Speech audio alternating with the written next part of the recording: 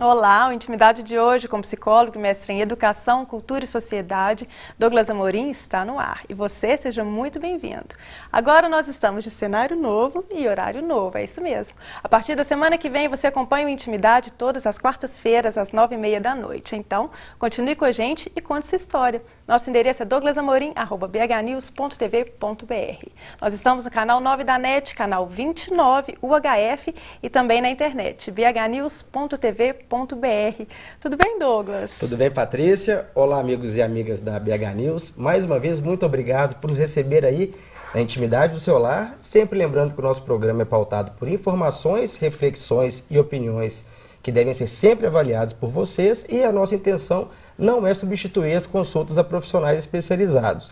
E dizer para todos vocês que nos acompanham na net, através da TV aberta, através da internet, que depois dessas férias nós já estávamos com saudade, não é, Patrícia? Saudade. E agora estamos aqui recebendo os seus e-mails, conversando com vocês sobre as suas histórias, as suas dificuldades, todas as coisas que vocês quiserem nos enviar nos campos emocional e psicológico. Estamos aqui para tentar te ajudar da melhor maneira possível. Não é isso, Patrícia? Aí. Vamos começar? Vamos começar. Bom, a primeira pergunta, na verdade, é um relato. É da Natália, de 24 anos, ela é jornalista. Então, eu fiz um resuminho, né, e vou ler para a gente o resumo do relato que ela nos enviou.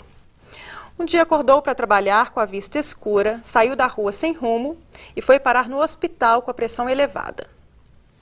Fez vários exames, nada foi constatado, porém, não acreditava que todos os sintomas eram decorrentes de ansiedade.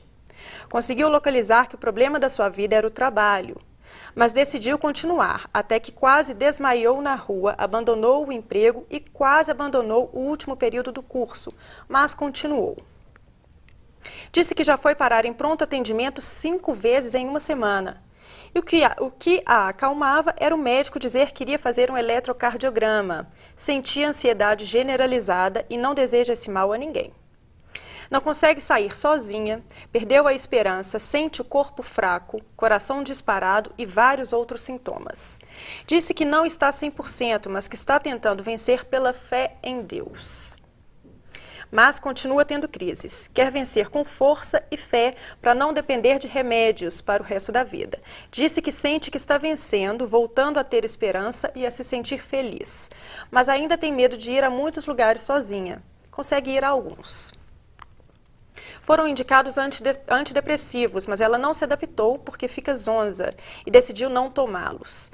Em momentos de crise, pede ajuda a Deus e desaconselha o uso de medicação, porque, segundo ela, as pessoas ficam dependentes por anos.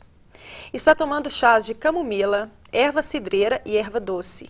Todos os médicos sugerem atividade física, mas ela não conseguiu fazer porque tinha medo de ter um ataque cardíaco. Para vencer o medo, ela diz que deve enfrentá-lo e desafiá-lo. O que você pensa desse relato todo? Natália, não é, Patrícia? Natália. Bom, primeiro, gente, eu queria falar que a Patrícia optou por fazer esse relato um pouco mais longo, porque nós conversamos sobre essa demanda da Natália, e como tinha uma riqueza de dados muito grande, nós não quisemos cortar, porque o nosso programa é para dar voz a vocês que estão aí em casa com relação à sua história, à sua dificuldade. Então, começando pelo que a Natália colocou, assim, o Intimidade, gente, ele é um espaço absolutamente democrático. Então, as pessoas podem falar o que elas pensam em relação à vida delas, mas não necessariamente a gente tem que concordar, inclusive, quando detectamos, assim, uma confusão no tocante a questões de ordem de saúde mental que eu estou vendo no relato dela, Patrícia. Então, primeira coisa, esse percurso de, frequentar médicos com muita insistência, geralmente começa no clínico geral, depois para no cardiologista para fazer eletrocardiograma, às vezes para o neurologista para fazer neuroencefalograma. Então, todas essas questões que a gente está colocando aqui dizem acerca de ansiedade, tremores, medos muito frequentes e levam a crer, Patrícia, na possibilidade de um quadro de síndrome do pânico. Sabe? Então, a primeira coisa que era importante a gente colocar é que esse percurso físico, sobretudo porque ela falou que fez vários eletrocardiogramas e depois que ela fez esses exames, todos deram normais, obviamente, Quando não se constata nada, aí sim é que esse paciente é encaminhado para psiquiatria e ou psicologia. E ela fala que identificou que o problema da vida dela é o trabalho. Se ela simplesmente mudar de empresa, sair do trabalho ou até mudar de profissão, isso se resolve por si só ou não? Olha, Patrícia, eu tenho visto que a era atual ela é pautada pela ansiedade. Eu estou absolutamente convencido que as doenças de ordem emocional do nosso século XXI são da ordem da ansiedade. Transtorno obsessivo compulsivo, transtorno de ansiedade generalizada, síndrome do pânico e vários outros. Então, a sociedade nos convida muito a cada vez mais competição, cada vez mais briga por dinheiro, cada vez mais briga por posto de trabalho, mais intolerância das pessoas entre elas. E é frequente recebermos essa demanda no consultório vindas de questões de ordem de trabalho. Então, é muito frequente pessoas que falam que estão no ambiente de trabalho, que estão se sentindo excessivamente cobradas. Está mais do que a mente e o corpo dela dá conta daquelas atividades efetivamente, começa a aparecer um determinado sintoma. E aí esse sintoma que eu tenho visto na clínica com frequência é a questão do pânico. Você falou em várias questões de ansiedade. Isso. Você acha que o pânico, ele é especificamente o mal do século? O mal da vez? Porque foi a depressão, né? Eu penso que sim. Na verdade, quando nós falamos dos transtornos ansiosos e depressivos, de certa forma, eles é como se fossem face de uma mesma moeda. Está ligado ao outro. Tanto é que as terapêuticas são muito parecidas. As medicações até, quando os psiquiatras utilizam, por exemplo, é muito frequente se utilizar antidepressivos para quadros de ansiedade. Então, eu vejo essa questão do pânico aflorando como uma evidência muito forte mesmo. E uma coisa que é importante falar para você, Natália, e para todo mundo em casa, que não necessariamente a simples retirada do estímulo que estava proporcionando todas essas ansiedades pode fazer com que a pessoa melhore. Por quê? Porque se um determinado quadro tiver sido instalado, uma determinada patologia, vai requerer tratamento, Patrícia. O pânico, se ele não tratado corretamente, como ela adotou essa linha, ela tem fé, evita a medicação, se ele não for tratado corretamente, ele pode gerar alguma coisa pior, ainda mais grave? Patrícia, qual que é a consequência do não tratamento do pânico? Patrícia, o pânico ele é desastroso em termos psicológicos, sociais, afetivos, financeiros, profissionais. Ninguém morre de pânico. Não tem um registro na literatura que uma pessoa morreu de síndrome do pânico ou transtorno do pânico, como a gente trata com mais frequência. Agora, ela vai restringindo a pessoa cada vez mais, porque a pessoa não dá conta de trabalhar, ela vai ficando tonta, ela vai ficando com medo de enlouquecer. É muito comum a pessoa com pânico falar que tem a sensação que as paredes estão se fechando e ela tem que sair de lá gritando, acuada, né? Ela se sente absolutamente acuada. Então, até mesmo quadros da pessoa não conseguir sair de casa para fazer as atividades mais corriqueiras. Ele é um quadro muito sério. E aí eu quero até começar a falar um pouquinho do que ela estava propondo sobre tratamento, que é onde eu falei da minha discordância, Natália, com o jeito que você está lidando com a coisa. Voltando no raciocínio, eu respeito, é uma escolha sua, porque quem sou eu para te dar algum tipo de ordem, mas não concordo. Por exemplo, primeiro que você está desaconselhando outras pessoas a usarem antidepressivos. Olha, a questão da medicação na vida da gente ela é muito séria. Por quê? Eu costumo dizer que a medicação pode ser a melhor ou a pior coisa do mundo. Ela é melhor quando tem indicação e é pior quando não tem. Então você fala assim, as pessoas vão tornar-se dependentes de antidepressivos por anos. Primeiro que antidepressivo não causa dependência. Primeira coisa. Segundo, vai variar muito o tempo de que cada pessoa vai fazer uso. E a terceira coisa, você mencionou alguns efeitos colaterais e é comum, Patrícia. Um pouco zonza, a pessoa fica um pouco zonza, um pouco sonolenta, assim, às vezes tem um pouco de enjoo, um pouco de diminuição do apetite. Mas esses efeitos passam. Isso é normal e a tendência é que seja passageiro, que sejam passageiros. Por quê? Porque nós temos tantas medicações atualmente que tão modernas que esses efeitos estão sendo cada vez mais debelados. Nós estamos vendo isso. E aí, esse desaconselhamento seu das pessoas eu acho perigoso, porque a receita que você dá, para mim, ela é interessante, mas também tem que ser pensada. Primeiro que ela falou de fé, e segundo que ela falou de enfrentamento. E aí, Natália, tem um negócio muito sério. Não estou aqui para discutir sua crença, inclusive porque eu acho que fé ajuda a curar mesmo. Aliás, eu não, quem sou eu para achar isso? Temos vários estudos internacionais mostrando que pessoas com mais fé, desde que a fé seja acoplada a tratamentos específicos, direcionados para aquela patologia, o índice de cura é maior. E é mesmo, Patrícia. Agora, a fé por si só, eu nunca ouvi ninguém falar que vai curar de um transtorno de ansiedade generalizada, como ela falou, ou de um transtorno do pânico, pela força do pensamento positivo ou fé. Nunca ouvi falar disso. Segunda coisa que eu acho que é importante dizer para você também, Natália, enfrentamento é uma coisa muito séria. Por quê?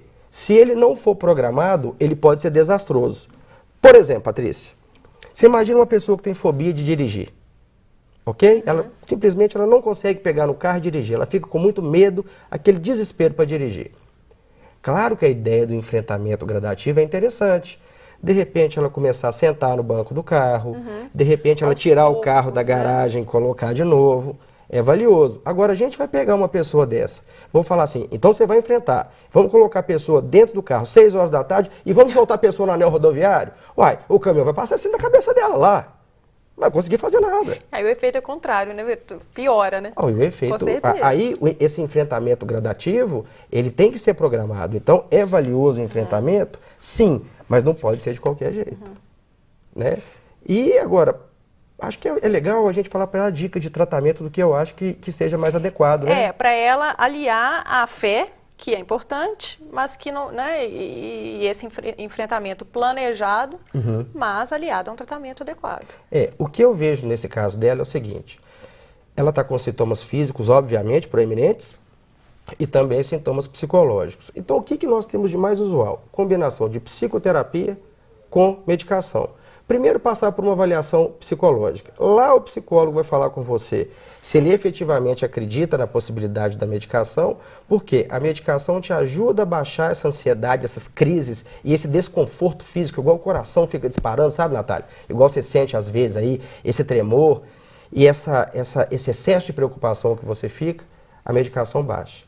E a questão da ordem de psicoterapia vai te ajudar a enfrentar as coisas no modo gradativo, igual estávamos conversando. Agora, por favor, isso que você colocou aqui, de chá de camomila, chá de erva cidreira, ou chá, sabe-se lá do que chá que é que você está falando aí, do que você está pensando, isso aí não vai curar nada de ninguém, não. Isso no máximo vai ser diurético aí para você e vai te ajudar a ir para o banheiro, não vai ajudar mais nada disso, não. Então, presta atenção.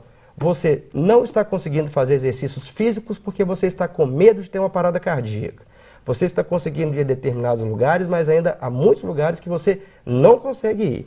Então, o jeito que você está mantendo essa fé sua e essa concepção de que esse é o formato que você vai melhorar, eu lamento, mas eu não acredito nisso. E eu sugeriria a você procurar um profissional especializado para fazer uma adaptação melhor com a questão de medicação, com a questão da psicoterapia, ter paciência porque é chato. Tratar de pânico é chato, demanda paciência, demanda às vezes tentativa e erro com o psicólogo e às vezes com medicação, até que você consiga melhorar. Mas o importante é saber que existe tratamento. Patrícia, isso é tão importante, sabe? Porque assim, oh meu Deus do céu, ninguém precisa de ter depressão, ninguém precisa de ficar com síndrome do pânico a vida inteira, ninguém precisa ter quadros de fobia muito pronunciados, ninguém precisa de ficar com transtornos obsessivo-compulsivos absolutamente incapacitantes.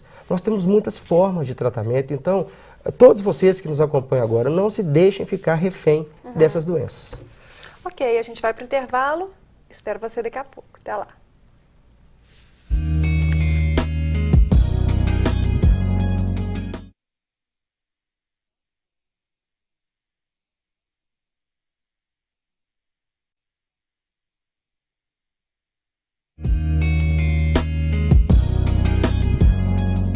Estamos de volta e a próxima pergunta é da Maria Helena.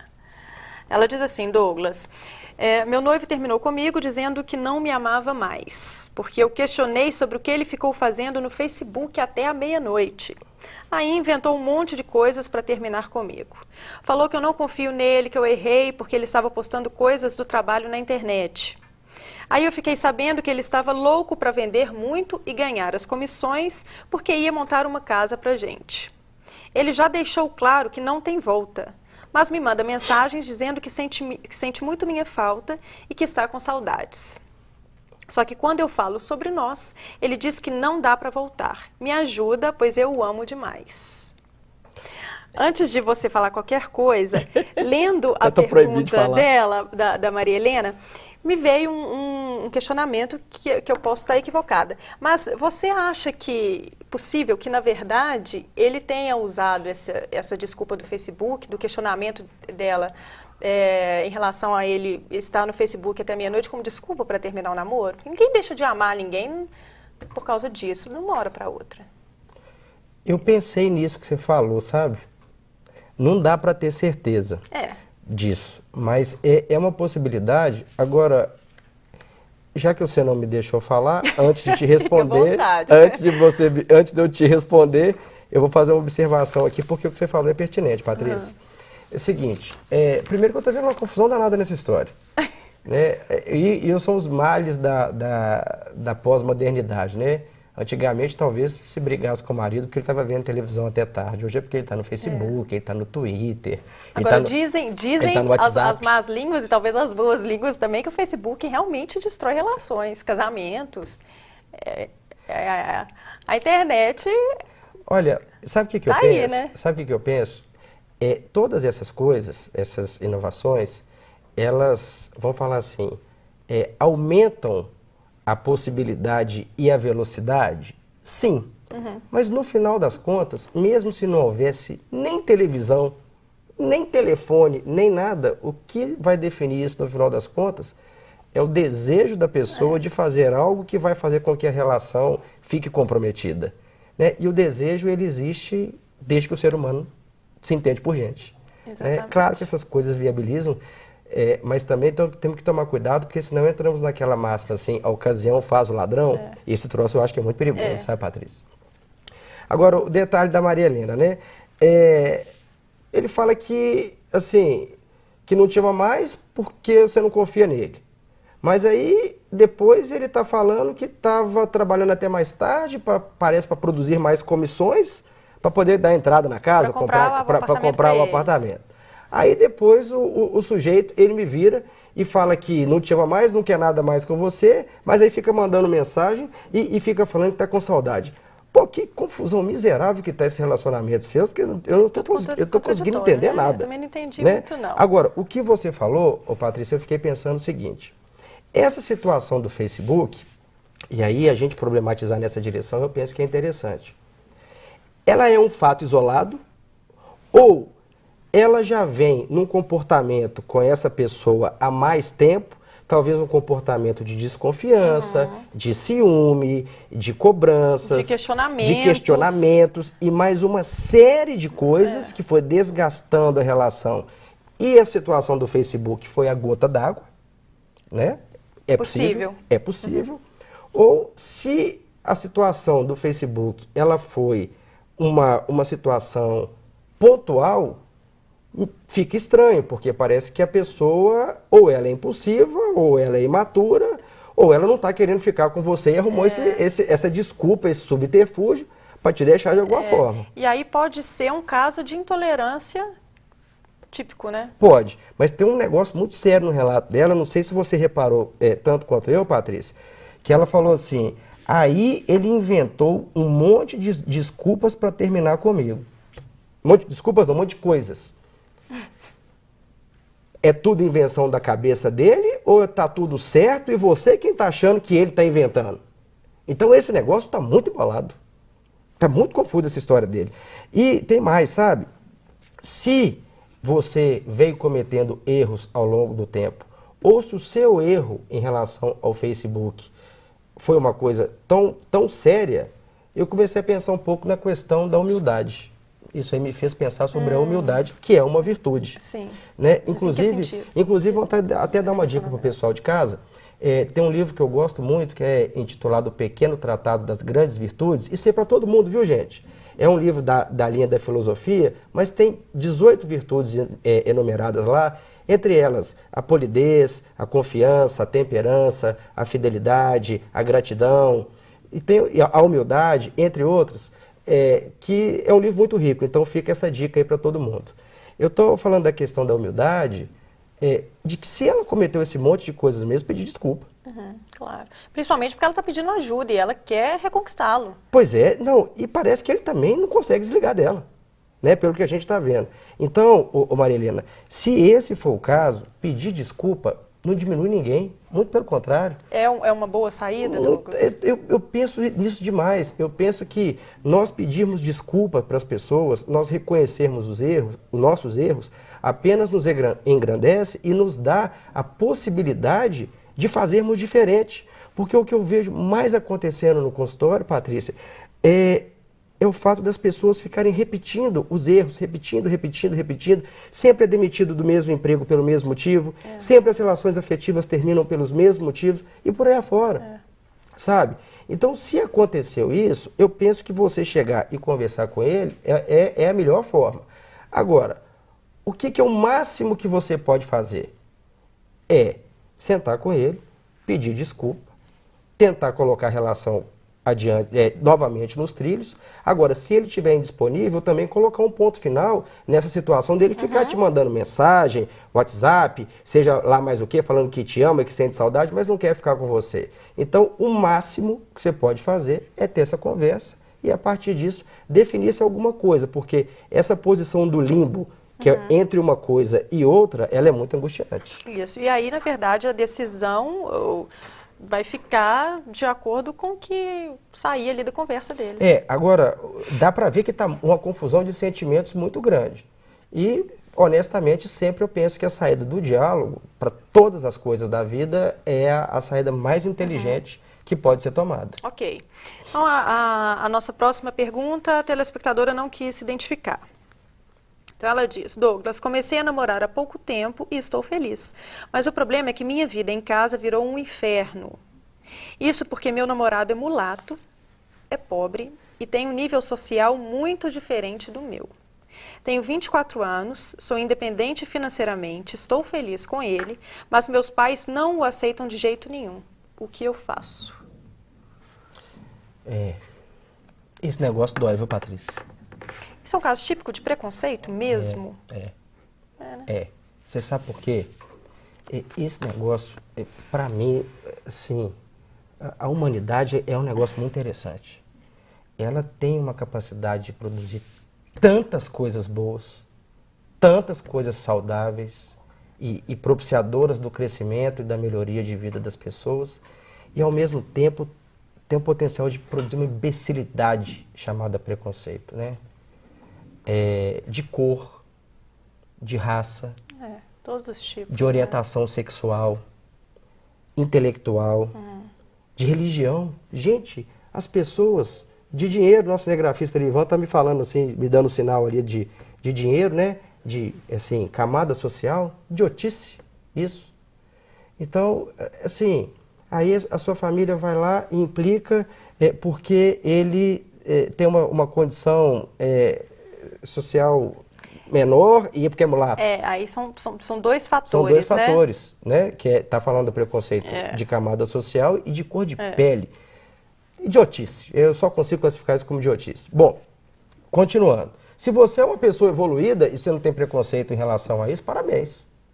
Parabéns, porque isso não define nada. Cor de pele, orientação sexual não define nada do que a pessoa é. Agora, o conceito de beleza, ele é totalmente subjetivo. Totalmente. Não é, Patrícia? Tem gente que acha gente mais alta, mais baixa, loura, morena.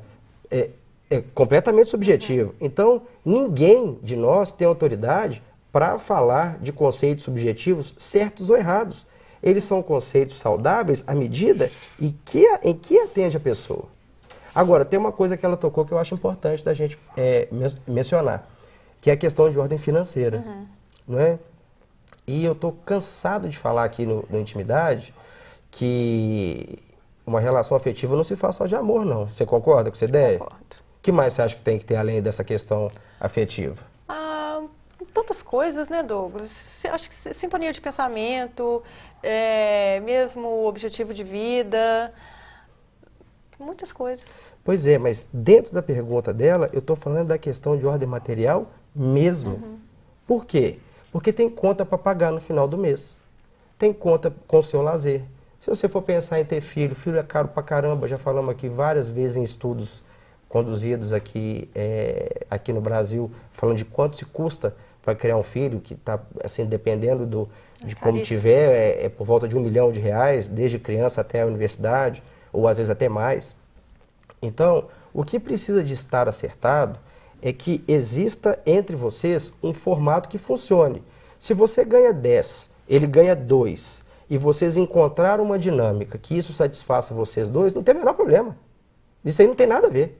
Agora, eu estou chamando a questão para a ordem material, porque a gente também não pode entrar numa coisa assim, você ganha 10, ele não ganha nada, ele fica nas suas costas e está te explorando. Porque aí a gente está começando a falar de um tipo de relação, que é um tipo de relação interesseira e nociva.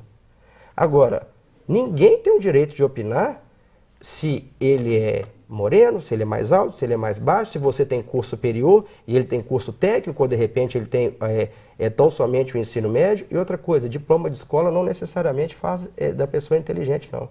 Inclusive porque nós temos vários tipos de inteligência. Tem muita gente que não tem o ensino fundamental e que é muito mais sábia para várias coisas do que a gente que tem o doutorado. Então isso aí não quer dizer nada. Agora, o que importa é o seu jeito de lidar com isso. E acho que uma coisa que é, assim, imprescindível da gente falar, né, Patrícia? Cor de pele, escolaridade, orientação sexual, religião, essas coisas não definem nada da pessoa a respeito do caráter, a respeito da honestidade, a respeito do que você colocou com muita propriedade, que é assim, quais são os objetivos de vida que as pessoas têm, qual é a visão de mundo que a pessoa tem. Agora, para a gente encerrar, que nosso tempo já está acabando, essa é uma questão para ela, né? Ela está feliz com o namorado, mas a situação dela em casa não está nada agradável. Qual que é a dica que você dá para ela conseguir enfrentar essa situação, ou pelo menos passar por essa situação sem prejudicar o relacionamento? Olha, eu, assim, pelo que ela está falando, ela colocou assim que ela começou a namorar há pouco tempo, você viu? Assim, comecei a namorar há pouco tempo e estou feliz.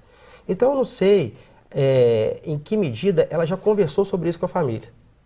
Abriu e falou assim, por que vocês estão sentindo isso? Estão percebendo meu namorado assim? Não gostam dele. Se ela já fez isso, e a família... Se ela não fez isso, é para fazer. Que eu acho que é o mais inteligente e interessante. Agora, se já fez e o namorado foi rechaçado e a relação foi rechaçada, não há como, ela vai ter que fazer escolha. Ela vai ter que fazer escolha. E aí, na vida da gente, nós temos que consultar sempre o nosso caixa emocional para ver se a gente tem condições de arcar com o preço que aquela escolha está apresentando para a gente. E aí é a família ou ele?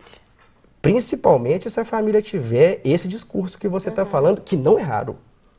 Gente, isso não é brincadeira. Em pleno século XXI, chega gente lá no consultório que fala, se você namorar e casar com esse sujeito, você esquece que tem pai e mãe.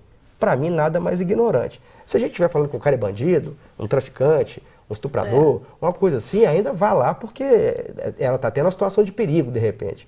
Mas por falar que o sujeito é mulato, e porque tem uma condição financeira melhor, é incrível que ainda exista isso, né, Douglas? Mas infelizmente... É igual eu estava falando, não é, Patrícia? A humanidade produz coisas ótimas. Por exemplo, a televisão aqui para a gente poder se comunicar com vocês em casa, mas também produz uma imbecilidade, uma idiotice inominável. Tem os dois lados. Exatamente. Bom, o programa de hoje fica por aqui. Nós esperamos o seu e-mail com dúvidas e histórias de vida. Escreva para a gente, douglasamorim@bhnews.tv.br. Lembrando que não é necessário se identificar para participar. Uma ótima semana para você. Tchau. E, gente, já estava com saudade de todos vocês. Agora estamos alcançando mais gente através da TV aberta, canal 29, o HF. Envie suas perguntas para o nosso e-mail. Pode entrar na nossa página no Facebook, a nossa página de Intimidade. Está lá aberta a todos vocês. Envie suas perguntas, porque a Intimidade, ele só funciona. Isso aqui só acontece. A Patrícia, o Ivan, está aqui o Chuck, está o nosso Vanderlúcio, nosso diretor de TV, porque vocês se comunicam com a gente. Então, nós estamos aqui esperando a sua história de vida, é a sua pergunta. Na próxima quarta, 9h30 da noite, não se esqueça. Isso aí. Estaremos aqui na nossa querida BH News. Um abraço e até lá.